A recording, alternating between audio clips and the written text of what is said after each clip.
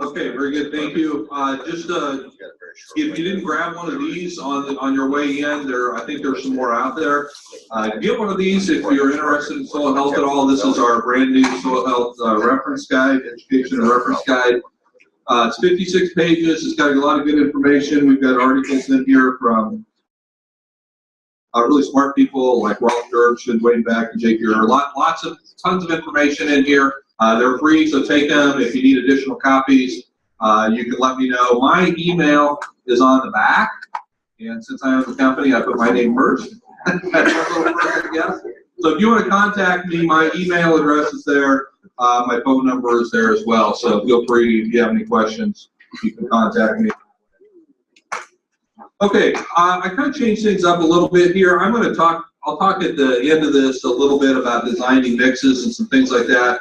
But what I wanted to do first of all was just talk about different species, different selection, because I think in visiting with Jen and with Debbie that you guys are interested in just looking at what else is out there available for cover crop species. As I drove in, you guys are doing a great job getting soil covered.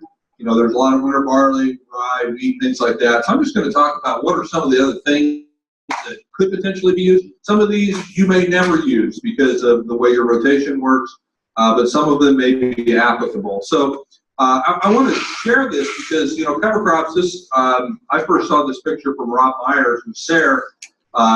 It was such a good deal. Cover crops are kind of the Swiss Army knife in the agricultural world because they do so many different things. They have so many different tools contained within them, and these are just some of the different benefits that will accrue when you're using cover crops. But you don't get these benefits, you don't get all these benefits if you're just planting cereal rye or if you're just planting winter barley. You'll get some of them, but you won't get all of them, or you won't get as many as you could. And so that comes with diversity. Diversity is going to allow you to get more benefits from the same amount of investment in the same time frame, the same time period within the same rotation. So always be thinking about how can we diversify this? How can we make this a more diverse mix to take advantage, pull more of those tools out of my Swiss Army knife to start using them. So I'm just going to go through. We carry about 120 different species at Green Cover Seed, and you can put them into any type of mix that you want. I'm just going to I'm not going to talk about all 120, but I will talk about some of the major family groups and categories. And again, some of these may work or may not. So first of all, we'll just start with the legumes, and I'm going to talk about warm season legumes. These are only going to work really if you have a summer harvest crop in your rotation. So if you're growing a small grain, if you've got silage corn, possibly if you're growing seed corn or some vegetables, things like that, these things really need 60 to 75 days of pretty warm weather prior to a frost to really accrue some benefits. But if you've got that time frame, these things can be incredibly fast growing, and they're going to be things that your soil has never seen before, and they're going to be completely different than the cash crops that you're growing, which make them wonderful cover crops. The more different your cover crops are from the cash crops you're growing, the better off things are going to be. So you got things like cowpeas, which are really black-eyed peas. If you ever go to a restaurant and order black-eyed peas, they're really a cowpea. They're not a pea at all. They're a bean. I don't know why they call them peas, but they are a bean. Red rippers, Chinese reds, irony clays, and black ones. There's a number of different types of cowpeas out there, but they all share these things in common. They love the heat. You guys will never get hot enough to grow cowpeas successfully for seed production. But you can grow wonderful vegetative cowpeas here. You need to go down into Texas and Oklahoma and Alabama and northern Florida to get enough heat to actually grow good seed production on these things, but they'll grow very well in the heat. They're very drought tolerant, so if you go through some dry times, they can really be hardy that way.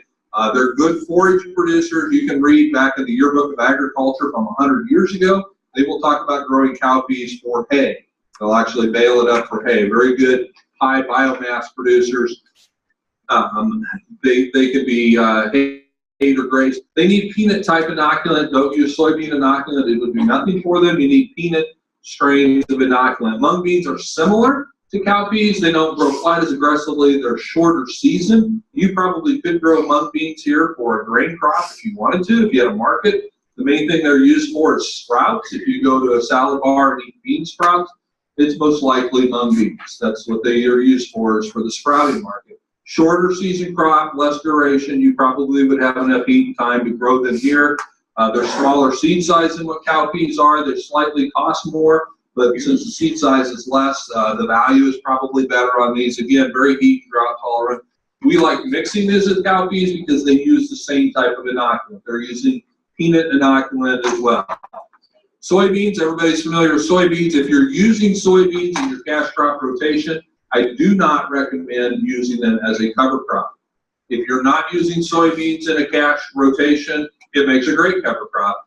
If you're going to do that, you always want to go at least 2 maturity groups longer than what you would normally plant for grain harvest. What do you guys plant here? 4s, probably 4s. You want 6 or 7 as a better cover crop because you don't want it to go reproductive. The goal with the cover crop is to allow it to grow vegetatively as long as possible. So you want to delay the reproductive process as long as possible. So for a soybean, you want to go at least 2 maturity groups longer than what you would normally go for a cash crop. Sun hemp, some of you may have heard of sun hemp. It's another tropical legume. It loves the heat. It needs long days and very, very warm temperatures to do very well.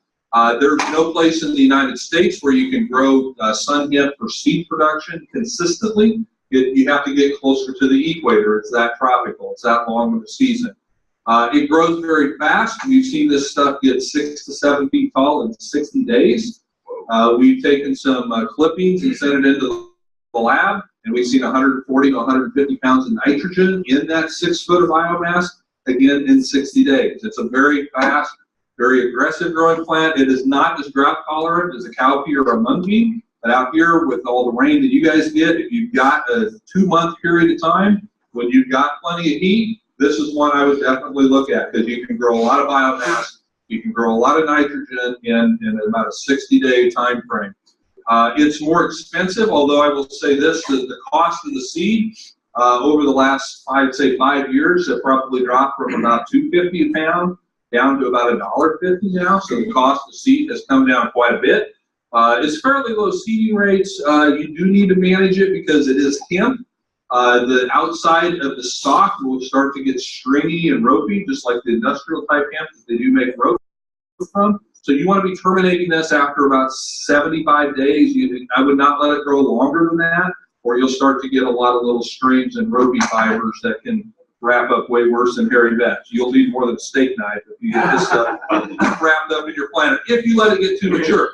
If you're out there after 60 days and you can roll this down pretty easily, not going to be a problem. It's just if you let it get too mature. Hairy vetch. Michael was talking about hairy vetch, showed you some pictures, and now we're moving into cool season legumes. So those are the main warm season legumes. These cool season legumes, especially with you guys being, zone 7 out here, man, you've got a lot of growing season to make these things work. So you can plant these relatively late. I would plant hairy vetch back in Nebraska. We're 5A. I would plant this all the way through mid to late October. I'll show you a picture here in a little bit of a neighbor that did this and what he was able to accomplish. Hairy vetch is by far the best, most consistent, cold-hardy, overwintering legume that we have.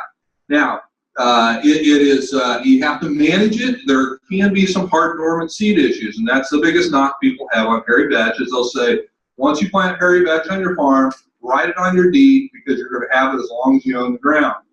And that can be true, it doesn't have to be, but there is a percentage of hard dormant seed. Now, good news, USDA, ARS, the Noble Foundation, and there's a group of people, they got a pool of money together. They have mapped the entire genome of the hairy vetch plant. They know which genes code for hard seed in hairy vetch. Now, they're in the process of figuring out how to turn those genes off, suppress those genes. So you will see in the next several years, I predict, you will start seeing varieties of hairy vetch hitting the market that will have 0 hard dormant seed. That will really help because when I plant hairy vetch, I want it to come up this year and not next year or 2 years down the road. So you're going to see some improved varieties of hairy vetch that will address that. It's expensive seed for one reason primarily, because hairy vetch is one of the easiest crops in the world to grow. It is probably one of the hardest crops in the world to harvest because it is so incredibly indeterminate. This thing will bloom for 75 days. You'll have mature seed, the pods are popping open, the seed's all over the ground. and the plant is still profusely blooming. So it's extremely difficult to harvest because it's very indeterminate, but that's part of what makes it such a great cover crop. Look at these pictures here. This is a picture of a guy in central Nebraska, irrigated organic farmer. So all the pictures I'm going to show you are from an organic farm, no chemicals. He planted hairy vetch in 2016 after he harvested soybeans. So these were probably planted, I was guessing, I forgot to ask him, but I know it was after the 1st of October. Well, actually, this is a picture from my farm. Okay. All right, here's Jerry's. This was planted October 25th, 2016, Hebron, Nebraska, which is central Nebraska, just like what we are. This picture was taken June 7th the next year. So this hairy vetch overwintered. He got this much growth. Now, he's organic, so he's used to planting his corn late. Typically not this late. This is June 7th. This is late even for an organic guy. It's later than what he wanted to be, but he was wanting to roll the vetch and try to terminate it. So he had to let it get to the right stage. So he let it get to the mid-bloom stage. He went out there. He's got a front-mounted roller on his tractor. He's got planter units on the back of the tractor here. And so he went out in a one-pass operation. He crimped the vetch. He planted his corn. Look at the kill that he got. Okay, now, everybody talks about organic no-till. That's the holy grail of soil health. If we could accomplish organic no-till, I mean, that would be the ultimate. This is as close as I've seen to it working and working well. Can he do this every year? We don't know. He sure wants to. He's going to try it again. He's done it again. But this is an incredible termination from a single roller pass on hairy vetch. He's probably getting 150 to 160 pounds of nitrogen out of that vetch crop. No incorporation, no chemicals. This is what the corn looked like a little bit later. Look at the weed control. I personally know guys that spent close to $80 an acre in corn herbicides and didn't have anywhere near this clean of fields. This is an organic guy. No fertilizer, no chemicals. Look at the color of that corn late in the season. Hairy vetch by itself, planted even late, October 25th. Now you guys have at least 3 to 4 weeks more growing season than what we do in Nebraska. So there's no reason you guys couldn't be planting vetch through the middle of November and accomplishing some of these same things. Am I saying that you should all do this, eliminate fertilizers and just plant your corn late? No, it's not necessarily going to work. But for this guy, he's pretty darn excited about that. So think about the possibilities. Even if you don't do all hairy vetch, what would happen if you did some hairy vetch? If hairy vetch is expensive, he probably had $60 an acre in seed cost in this, but I wish the fertilizer bill for my irrigated corn was $60. It was far more than that. So open up your mind to what the possibilities might be, and you will really be able to get some creative things. Now, hairy vetch is not the only type of vetch. There's common vetch. Hairy vetch is a true winter annual. Common vetch is a spring annual. It's not nearly as winter hardy. As you move south, it will overwinter. For you guys here, my guess would be you'd see it overwinter probably maybe 4 or 5 years out of 10. I think you would see it overwinter, but not as consistently as what you would probably like. But if you're spring planting, or if you got enough fall growth and don't care if it winter kills, that's fine too. Common vetch has no hard seed, and it's much cheaper because it's more of it produces much more seed. It's much easier to harvest. There's also woolly pod vetches, which is kind of in the middle. Woolly pod is more winter hardy than common, not as winter hardy as hairy. It's smaller seed and expensive, more like hairy vetch. It's a little harder to find. There's almost no woolly pod vetch grown in the United States for seed production. Most of it we're importing from Australia.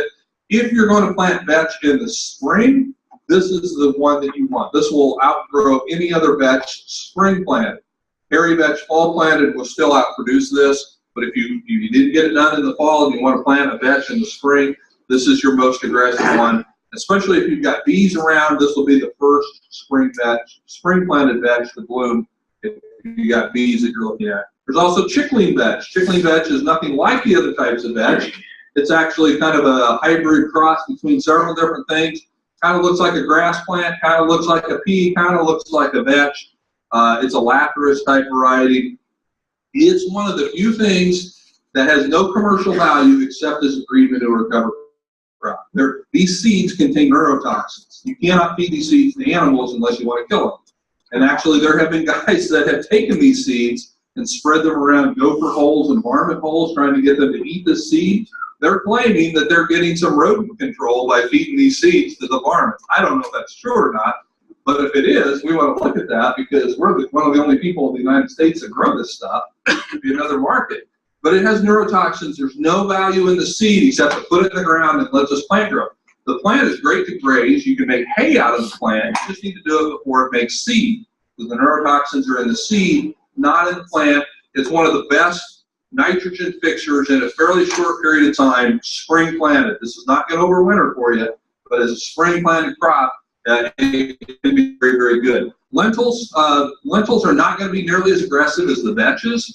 They're less competitive, which if you want more of a companion type crop, it's great to add into a mix. I would not do them by themselves. I don't think they're going to be productive enough for the environment that you have here. But as part of a mix, lentils can be pretty good. They're going to be more drought tolerant than a vetch. And there is a winter variety, Morton winter lentils, would easily overwinter for you folks here. Again, so that may be something that you want to put in with your barley or with your triticale or your rye. It's not going to take over the world. You know, like vetch can get really viney and stringy and want to take over things. Lentils are not going to do that. They're going to grow smaller and lower and just aren't nearly as competitive, not nearly as hard to handle, but you don't get as much nitrogen fixation either. So it's another option that you can consider, both winter and spring varieties, whether you're wanting to plant in the fall or the spring. And then there's peas. There's lots of different types of peas. Winter peas have not been real consistent overwintering for us. I don't know if you guys have tried a lot of winter peas here or not. They may or may not be a reliable overwintering plant. For us, they're not. But we can still plant winter peas. We'll plant them in August and September. We know they're not going to overwinter, but they're going to grow probably a month longer than what a spring pea will. So we'll still plant winter peas in the late summer if we want that as much growth in the fall and early winter as what we can get. That's where the winter peas will come in. This time of year, we're planting mostly spring peas. They're cheaper than winter peas, and they don't need to have that fertilization period. Right now, we're working with a company out of Serbia. Serbia has a great pea breeding program. We're looking at some of their varieties that may show more promise than some of the peas that we have here, especially for being winter hardy. Fava beans. Fava beans are something that would work great for you guys here. Fava beans are the only bean plant. This is a true bean plant, but it's the only bean plant that will tolerate cool, wet soils. All other beans need warm soils, and so you can't plant them early in the spring or later in the fall because they're just going to die when it gets cold. Fava beans will have some decent cold hardiness. They're probably going to tolerate temperatures down into the low 20s. You can plant them in wet soils. They handle that pretty well. The only drawback to fava beans that we know of right now is seed size. They're typically pretty big. Most of these are grown for human consumption. When breeders are making varieties for human consumption, they tend to make the seed size as large as they can. Think of a lima bean type thing. That's what they try to do with these things when they go into the human market. When we want it for cover crops, we want it exactly the opposite. I want that seed as small as possible, because then when I sell you a pound of seed, you're getting more plants per acre. The value is better. It mixes better. It comes through your drill better. Everything's better with smaller seed. So we're working again with breeders to get the smallest seeded fava beans that we can find. And we have some that will work decent with mixes now. It's about the size of a kernel of corn now. Whereas some of the other ones that you'll find out there are almost the size of a small lima bean. So think about trying to get that to go through.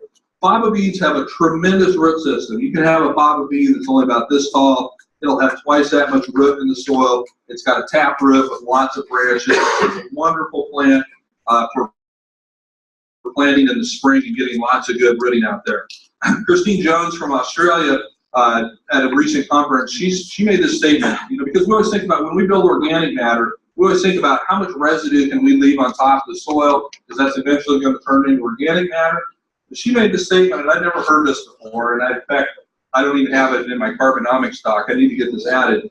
She said that the carbon that goes through the plant and leaks out into the system, that liquid carbon that I was showing you, that is 5 times more effective at building organic matter than carbon that enters the soil through she calls it the decomposition pathway. So all of your corn stover and everything that lays on top of the ground, as that's decomposing, that's only a fifth of this affected at building organic matter is the carbon that leaks through the roots. So basically her point was, you may actually get more organic matter building out of a cover crop that never gets more than about that big, because it's actively putting carbon into the soil, liquid carbon, than you will with having all that corn stover, that decomposes. Now there's other benefits to having that residue, but building organic matter, it's not nearly as effective as having the roots growing. So when you're looking at cover crops, you want to look at the roots, the diversity of roots, and what those roots are doing in the soil. As we'll see, some of these other crops, they don't necessarily get huge above the ground, but what they're doing below the ground is tremendous. And fava beans is one of these plants that has just a tremendous root system. Chickpeas, I talked about these earlier. If you can grow chickpeas, you can get really rich because they're worth a lot of money right now. They're also known as garbanzo beans. It's the same plant. There's two types of chickpeas. There's kabulis, again, which are the big ones, which if you're eating those, I don't know, it's almost like a pickled bean or like 3-bean salad type ones. They're the big round yellow beans. Those are the big kabuli carbs. We don't like those for cover crops. They're too big. We want the desis. They're about the size of a pea. The main commercial use of the desi peas, which I've got a picture of a seed there, they grind these up and make hummus. We like them because it's a good cover crop. It tolerates some cool weather. It tolerates heat better than lentils and peas will. Probably even better than vetch. It will tolerate heat a little bit better. They're a little bit hard to find right now because the food industry is so aggressively buying them. It's harder and harder to find these because all the yuppies wanting to eat their hummus, I guess, is putting a lot of pressure on that market. So if you think you can grow chickpeas, very susceptible to soil-borne diseases, so you got to be really careful how you grow them. But like I say, there's some guys up in Canada having some really good success. They plant flax and chickpeas in the same field. They harvest both of them together, and then they separate them. They're having very little disease problems. Clovers. Well, there's all, I think we sell like 15 different types of clovers. The clovers, I'm just going to real quickly break down into annuals and perennials. The annual clovers are just going to grow for a year, and then they're going to die. They're going to try to produce seed. Crimson clover, Michael showed the pictures. I know there's a lot of crimson clover used around here. That's a great clover. It's the cheapest clover. It's one of the fastest growing clovers. It's one of the deepest rooted clovers that you can find. And so I highly would recommend crimson clover. For us, up where we're at, it'll only overwinter about 2 years out of 10 because it's not nearly as cold hardy as some of the other ones. But for you guys, you're much milder than what we are. You got a lot better chance of making that work. I would plant crimson clover ahead of any cover crop where I was putting corn into, because it's inexpensive and you got a good chance of it overwintering. It's going to do great things. Some of these other ones, Arrowleaf, Persine, Persian, they each have different fits, and if you're interested in where they may fit, you can talk to me later. We just don't have time to look at those right now. The one I will mention is Balanza clover, because it is an annual clover similar to crimson, but it's much more cold tolerant. So this is one that we're looking more at our area as a potential annual clover that we can plant in the fall, hopefully get it over winter and get this massive spring growth. What we see with this one particular variety, this is called Fixation. It kind of grows slow in the early spring, but then it kind of kicks it into a high gear, and you get a tremendous amount of growth from about the middle of April through the first part of May.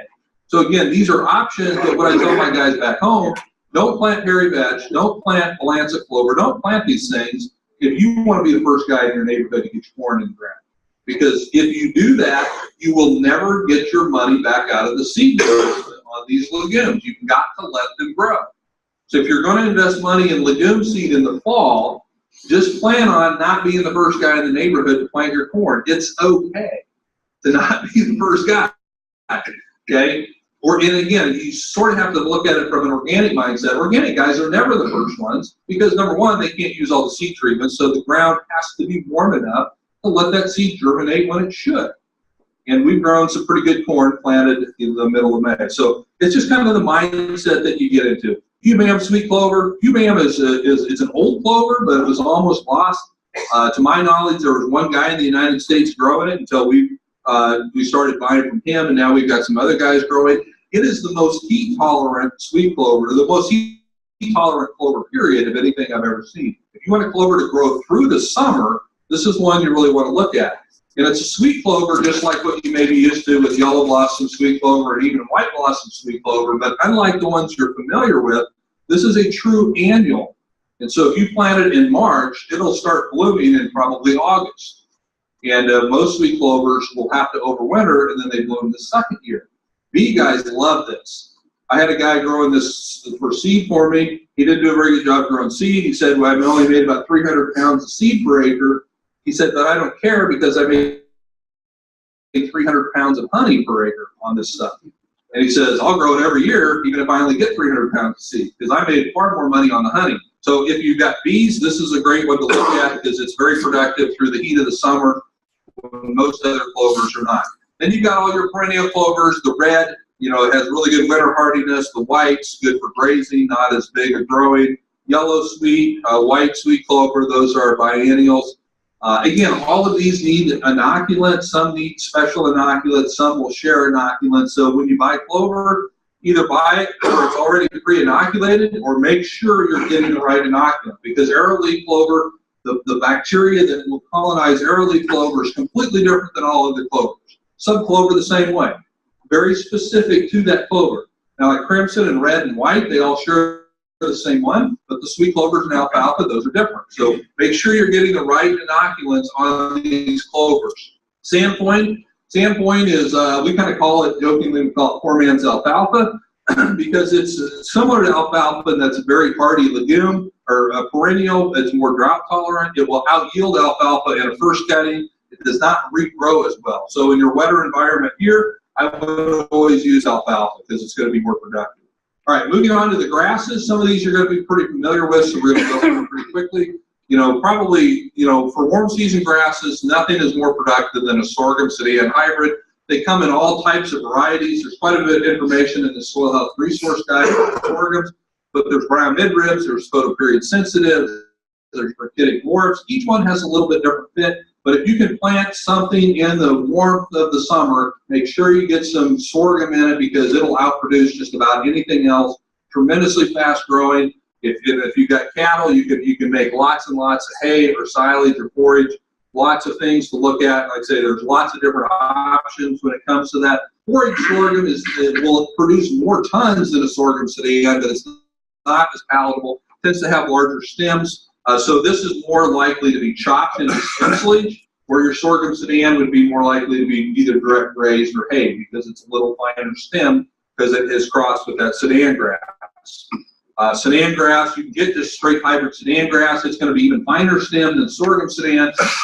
Probably a little less productive, although they've got some better hybrids coming out, and it does have less prussic acid concerns, which is a grazing concern with anything that has sorghum as a parent. Brown midrib grazing corn, this is one that we really like, especially if you have a short window of time. It's a very cheap corn. You know, we're selling this stuff for 50 cents a pound versus hybrid seed corn, which is, what, $7 a pound?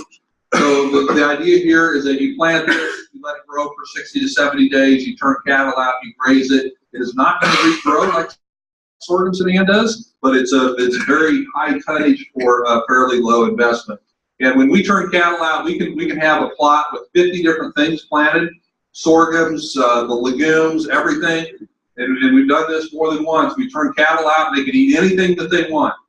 They will go to this brown midrib grazing corn. They will eat it literally down to the roots, and then they'll go lay down in the sorghum. It's that powerful corn. I don't know what it is about it, but they really, really like it. But it will not regrow. Okay? So again, know where you want to use it. This has a fit, but there's other times sorghum is going to be a better fit. So it just depends on what you want to do. Millet is not going to be as productive as sorghum. It's going to be more drought tolerant. It's going to be cheaper to put in. The seed size is smaller. There's multiple kinds of millet. Pearl millet is a hybrid. It's going to be the tallest and the most tonnage. These others are more hay-type millets or grain-type millets. If you are in the hunt, if you like hunting, millets are an absolute must if you're putting in plots for birds. They will absolutely love millet seed. Proso millet is extremely inexpensive, and it's a great grain producer. So if you're making any type of wildlife mixes, and birds are an important part of the wildlife, get some millet in there. Cereal rye, moving into the cool season grasses, I'm not going to talk too much about that other than the fact that I tell people, again, in Nebraska, this, it is even more true for you guys, it is never too late to plant cereal rye. Okay, so I don't want to hear any of you people calling me and saying, well, it's November 15th and I didn't get my cover crop planted, so I guess I'll just have to wait till next year. Not true. I would tell somebody in Nebraska, not true. Plant cereal rye. We planted cereal rye in December when the ground was frozen and it warmed up and it thawed out that top quarter of an inch. I could scratch the drill in, plant cereal rye. It's never too late to plant cereal rye. Cereal rye will germinate at 33-degree soil temperature. Nothing else does that. Nothing else does that. It will outgrow your weeds in the spring. And if you have troubles with winter annuals, like mare's tail, henbit, kochia, any of those things, those are big deals in our area. Cereal rye will eliminate almost all of those if you can get the cereal rye out ahead of it. So it's never too late to plant cereal rye. We like Elbon cereal rye in particular. It's a particular type of rye developed by the Noble Foundation. It was developed for winters in Oklahoma, whereas most of the other rye that you're probably getting was developed for winters in the Dakotas and Canada. There's a big difference. I don't know if you've ever been in Oklahoma versus Canada. There's a big difference in their winters. So what Elbon does, because it was developed for Oklahoma, it will grow longer in the fall before it goes dormant, and it will green up earlier in the spring. So you have a very short dormancy period. For you guys here, it probably never would even go to, even in Nebraska, it stays green all winter long. But it's much more aggressive than the northern type rye, and if you're looking for forage, it's going to be earlier forage than anything else that you can plant. So cereal rye should be the go-to for just about everybody. Triticale is more so if you're worried about rye getting too tall, too fast in the spring. Triticale will be a little slower. If you want better forage, Triticale is always going to be better forage. Triticale is a cross between rye and wheat. It's going to give you better forage, but it's not going to be as early as cereal rye. So again, both have a good fit and know what you want to do, and then pick the right things. Annual ryegrass, I've heard is a weed, a bad word around here, so I don't know what to talk about. Let me just say this about annual ryegrass. Annual ryegrass, the benefit is not in what you get above the ground. This is one of those that you may have 8 to 10 inches of above ground growth. You'll have roots down 3 to 4 feet deep. It's a massively deep-rooted crop. That's why it's hard to kill. That's why people cuss it, because they can't get the stupid stuff killed. The reason you can't get it killed is because it has a humongous root system that you got to try to kill. It can be done. You have to really, the weather conditions are super important when you go to try to terminate this stuff. There's lots of good resources out there about how you do it, but annual ryegrass can be controlled, but you've got to have the right weather systems to do it. You can't be too cold, it can't be too cloudy, it can't be too late. You got to get things right, and then it can be controlled. It's a wonderfully deep-rooted crop. Oats is great. We love oats. We'll plant oats both. I don't know if there's ever been a month when we haven't planted oats. It certainly does better in the spring and fall. Oats is relatively inexpensive, although it's more expensive this year than it has been historically because of the drought up in the Dakotas and up in Canada. But oats is fast growing. It's wonderful forage. It does great things for the soil. It's highly mycorrhizal. Oats is one of those, oats and barley both are one of those plants that really encourage mycorrhizal growth for your next crop. So we use a lot of oats. The number one crop that we sell is cereal rye from a bushel standpoint. Oats is right behind it in second. Barley is kind of right in there with oats. It shares a lot of the same characteristics and traits. Probably a little bit better forage quality actually than most oats. Barley is probably not quite as much tonnage. So again, what do you want? There's winter varieties of winter barley, and I think you guys use a lot of winter barley for cover crops around here. I would much rather plant corn into winter barley than into winter rye. And so the problem for us up in Nebraska is we have troubles getting most winter barleys to consistently overwinter because it's not nearly as cold hardy as what rye is. So again, we're working with some new varieties, trying to find ones that show more consistent winter hardiness for our area. Everybody knows about the radish. Everybody shows their big radish pictures, so I just got to show mine. This is my 18-month-old daughter, Elizabeth, at the time, and my 3-month-old radish. Radishes are great. They can do tremendous things in breaking up soil compaction layers, but they've got to have enough time to grow. Again, in our area, I don't really recommend a lot of radish to be planted if we start pushing past about the middle of September to the 3rd week in September. I would guess for you guys here, that's probably shifted a week or two out. You could probably still get some decent radish growth planted the 1st of October would be my guess. But you're not going to get this. You're not going to get the state fair radish, but that's okay. You don't need big radishes like this to still get a lot of compaction breaking, because what's really doing the work is not the giant part up top, but the skinny little part at the bottom. That's what's breaking compaction. The other part's just all for show and for bragging, and you can slice it up and eat it with salt, and it's pretty good. But radishes are tremendous. They will winter kill when you start dropping down into the 15 to 17 degree range. Prior to that, they will still be alive. They decompose very quickly, so never ever plant radishes as the only cover crop that you have, because otherwise when it comes spring, you'll have completely bare ground.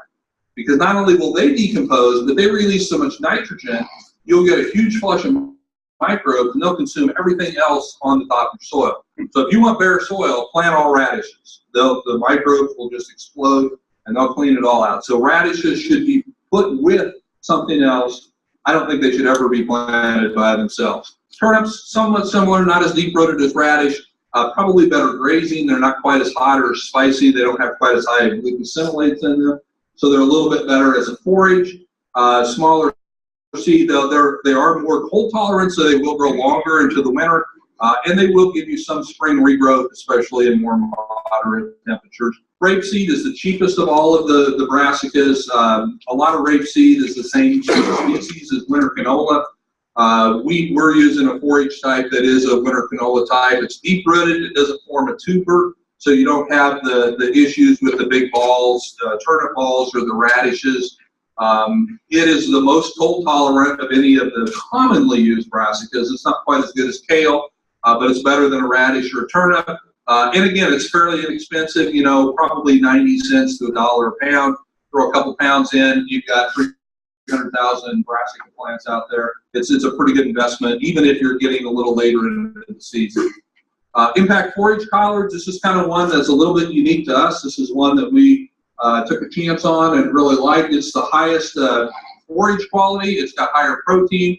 It's got higher TDN, lower fiber than any of the other ones that we've tested. It's got huge leaves like this. It's kind of a cross between a Georgia Southern collard and a kale type plant. So we get, it has better heat tolerance than the other brassicas. So if you're growing something and you want forage through the summer, I would choose this over a turnip. And if this will also grow in colder weather than a turnip will too. It costs a little bit more, but I would not use it unless I was trying to put cattle out on it. If I didn't have cattle, I would just use rapeseed because it's cheap. Ethiopian cabbage. It's another brassica. It grows taller.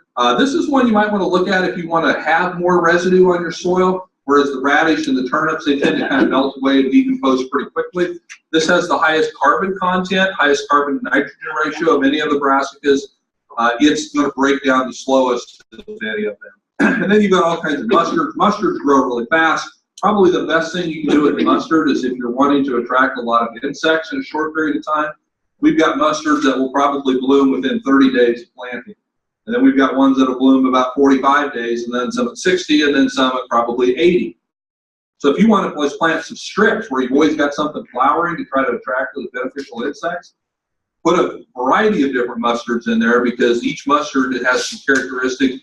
If nematodes are an issue, you can plant a mix of really hot mustards, and they will help suppress nematodes out there as well. And then there's all kinds of hybrid brassicas that these are more grazing type things because they do cost more. And then the last category is the other broadleaves, sunflowers. If you're planting, and again, if you've got even 45 days before your first frost, throw sunflowers in. They're cheap. You can put them in for 45 cents a pound. They're very deep rooted. They're fast growing. They're actually pretty good grazing when they're small. These are black oil sunflowers. So even if they do make seeds, like if you're planting them after wheat harvest, they will likely make some heads and they might make some viable seed. Don't worry about it, because you're going to have every bird, every mouse, every cricket from around will be coming and finding those, because at 40% oil content, that seed is going to be an incredibly valuable resource for them going into the winter. So you'll see very little volunteer sunflowers coming back the next year. If you're using the black oil, don't go to the road ditch and harvest those things. Those have almost no oil in those seeds, and that's why they survive. So black oil sunflowers are really good. Safflower is similar. It's an oilseed plant. It's a little more cold tolerant than sunflowers. Don't grow quite as tall, but will tolerate a little bit cooler weather. Most safflower are like this. I don't know if you can see that, but it's a real spiny type. It's almost like a thistle. But we do have a new variety called Baldy, which they bred all of the thistle-like. It's a smooth leaf safflower, so if you want to graze it, plant the Baldy. If you want to poke through your blue jeans when you want through your cover crop mix, plant the regular safflower. And it will poke through your jeans. It's spiny. Buckwheat is a wonderful crop. It's the fastest thing to bloom. It'll be blooming in 30 days or less. It'll start making viable seed in 6 weeks. So if you want blossoms out there, if you want excellent weed control, buckwheat is tremendous at all of that. Buckwheat is very good at helping free up phosphorus within your soil. But if you plant buckwheat and it's part of a cover crop mix, just plan on dealing with volunteer buckwheat because it will make seed. Don't worry, you can manage it. If you're not organic, we've never had an issue spraying out buckwheat, and even the organic guys don't have a lot of control issues with it. So it doesn't really become invasive on you, but it's a wonderful plant, especially again if you've got bees. Buckwheat is a very, very good one for bees. Phacelia is another spring planted, profusely blooming crop. Look at the root structure on the picture on the left there. Phacelia is not deep rooted, but it's tremendously fine-rooted in the top part of the soil, and it can really help rebuild the top part of your soil. It's expensive, so you don't put very much in a mix. And again, if you've got bees, this is one of the more attractive plants to bees. We love flax as well. Flax we put this in with spring, summer, and fall. It's small seed. It's relatively inexpensive. Flax is one of the best plants for building mycorrhizal fungi populations in your soil. It's not a competitive plant at all. It's a little skinny little plant. You can see on the left there, it does not get a very big stalk. It does not branch out. It does not vine. It just kind of grows underneath other things and it minds its own business. It's got a pretty little blue or purple flower, so it can be beneficial to the insects. And it's very, very long-lasting, durable residue. High carbon to nitrogen ratio. So it's going to be very durable residue. Again, I would never plant flax as the only thing in my cover crop, but we put 2 or 3 pounds of flax in a lot of cover crop mixes because of what it does in the mix. We've started using okra. Okay, you probably aren't far in the south, probably don't eat a lot of okra, but the southerners do. But we started using it because it grows really fast in the heat. It's very drought tolerant. It's extremely deep rooted. This is related to the cotton plant, so it's got a lot of drought tolerance. It's a surprisingly good grazing. The cattle will come along, they'll eat all those pods off, they'll actually eat the leaves, and then these plants, as long as it doesn't freeze, they'll grow new leaves, they'll grow new pods, they'll reflower, all the way up until it freezes. So again, this needs heat, so don't plant this in September or October, but if you're harvesting wheat in July and you're putting cover crop out, throw a little okra in there, I think you'll like what you see. And it's the exact same okra that people plant in their gardens. This is Clemson Spineless 80. So you can go out there and harvest all the okra that you could ever want, which for me would not be a very big basket of okra. But you can harvest all the okra you want because it's the exact same stuff you put in your garden. Same way with squash. We sometimes will put a little bit of squash into these mixes just simply because we're adding diversity. And when we do a mix, we want to have as much diversity as possible. It's not always possible. Okay, if you're planting in October or November, you're not going to be able to plant, 7/8 of the things I just showed you. That's okay. Okay. Our motto is more is better than less, but something is better than nothing. Okay, so there's no shame in planting cereal rye by itself if it's November 15th. But for goodness sakes, if you're planting a cover crop July 15th, there is shame in planting sorghum sudan by itself. Unless you got a very specific purpose for that, like you're trying to max out the amount of tons that you're getting. But if you want diversity and building soil health, there's lots of things that you can do to add more diversity. And just a few pictures of some of the cover crop mixes here and different things that you can do. So to get that diversity, you need to have diverse seeds. And I know we're running up against lunch here, so I'm just going to show you one more thing here. The diversity is great for grazing as well. We have a tool called the SmartMix calculator, and I'm not going to go into detail here. I'm going to show you where you can find it, and you can look for it yourself. It started out as an Excel spreadsheet, but now it's kind of morphed into an actual program, a coded computer program. If you look, I think it's right in the middle of the Soil Health Resource Guide. It tells you all about the SmartMix calculator. the thing I want to tell you is it's free to use. You do not have to order seed from us to use this tool. It's on our website, and you probably will. You can use it as a guest, but you can create an account if you want. If you want to save it, so you go back and look at it. But you don't have to order seed from us to use this. You can use it for free. And what it does is you put your information in, and it will kind of make suggestions as to what might be the better things to plant, and it's going to be based on where you live. And this thing is smart. It knows all the climatic data for all 45,000 zip codes in the United States. So when you put your zip code in, it already knows your rainfall, it knows your growing degree days, it knows everything about your frost. And this is on climate normals, 30-year climate normals. So it knows all that information for any zip code that you put in. And based on that, you tell it when you're going to plant your cover crop, when you're going to terminate it, what your next cash crop is going to be, and then it forces you to choose goals. Because never ask somebody to make a cover crop recommendation for you if you don't know what you want to try to accomplish. You have to know what your goals are. Do you want grazing? Do you want erosion prevention? Do you want nitrogen fixation? Do you want to break up compaction? Know what your goals are, and then based on all the information that you tell it, it will kind of rank all of these different things that I showed you, plus a whole lot more. It'll kind of give scores to them, and it will say, well, these are probably better than these. It's not perfect, but it's better than anything else that I've seen out there. So give it a shot. It's free to use, like I say. And the other nice thing is it'll tell you exactly what this mix would cost if you do order it from us. Everything except the shipping. You'll have to email me or call me to get a shipping quote because that varies so much. But what it will do, and probably my competitors don't like me saying this, it's okay if you don't buy seed from me, but it's not okay to overpay. So at least you can get your own quote without ever talking to me. Keep your local guys honest, okay? And it's one way of doing that. So it's there. It's free for anybody to use. Share it as much as you want. I say there's more information in here about it as well. And I'm up against lunch, and I don't want to stand in the way of people and their food. So I tell you what, I will stand up here and answer questions while you send people through the line. If people have specific questions, I'm actually going to be the one holding people up for a minute, so you're in. All right, took the pressure off me that way. Thanks. All right, well, thank you.